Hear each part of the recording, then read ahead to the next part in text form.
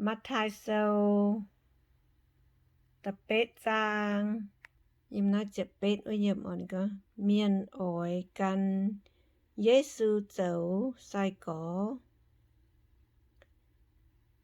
Giê-xu buộc Mien chăm quê cóm nín chiều búa sai có búa to nín chia úa ngàn chỉ khoi ton úa chằn mai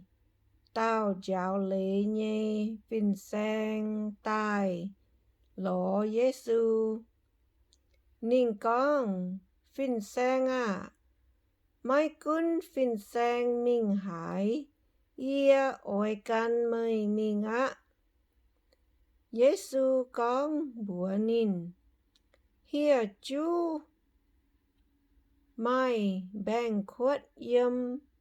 nọ ya mai lão bà ia bà miền nhê ton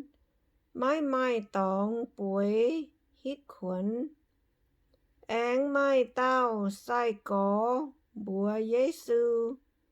tôm có à ia thô ruồn mình biốc ia nhê tia đàng Giê-xu tao xuôi chân tài căn biốc nín bùa căn nhê chân tài á căn chân ia tai mà Giê-xu hạt tôm giáo tinh Giê-xu bịa giang sai có bùa ya căn chân bịa giang chân giang mình cao liêm chê bóng con tôm giáo buồn chia làng gốm bịa giang bà Giê-xu buổi cho mẹ sai có bùa mình hiểu nín nhia tai nín bùa con chiếu à chiếu can chiếu mèng ô đót tài á lò Giê-xu tao mấy bùa về hai tiêu đường này mấy bùa về hai tiêu đường này cầm dĩa mấy bùa xiên tu he hai về Giê-xu chiều chia xin tai hạt giáo cháo làng tôm giáo chiều tinh mẹ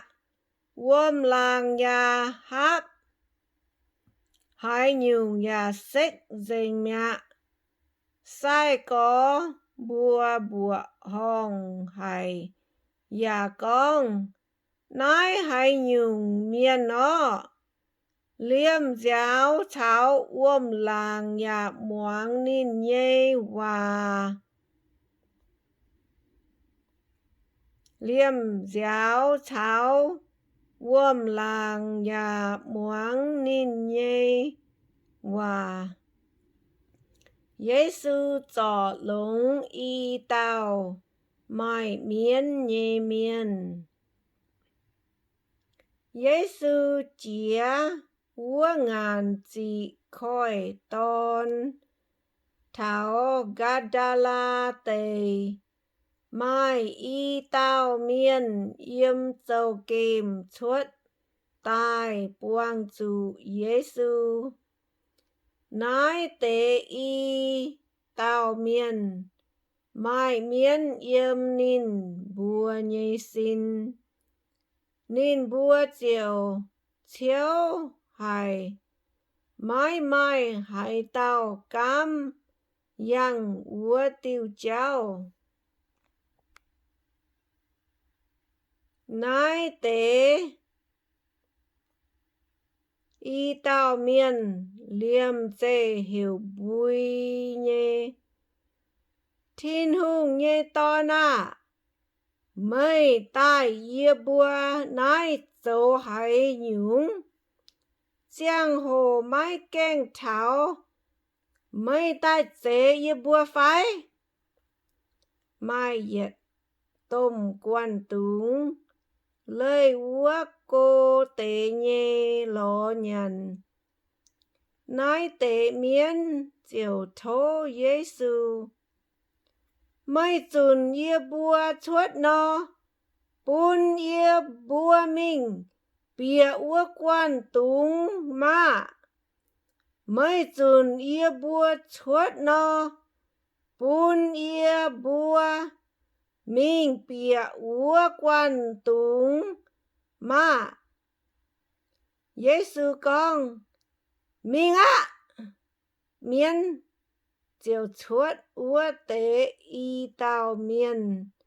mình bìa túng dình. Giang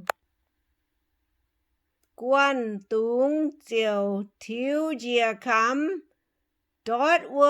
chiếm tài dình mẹ. Yung túng nhê miên béo, bìa mung mình con dình. Yết dung chuốt tài nhê xì, cháu dinh đàng, mai miên yếm xin, úa tế y tàu miên, nhê chào lầu. Yết dinh miên, chiều chuốt,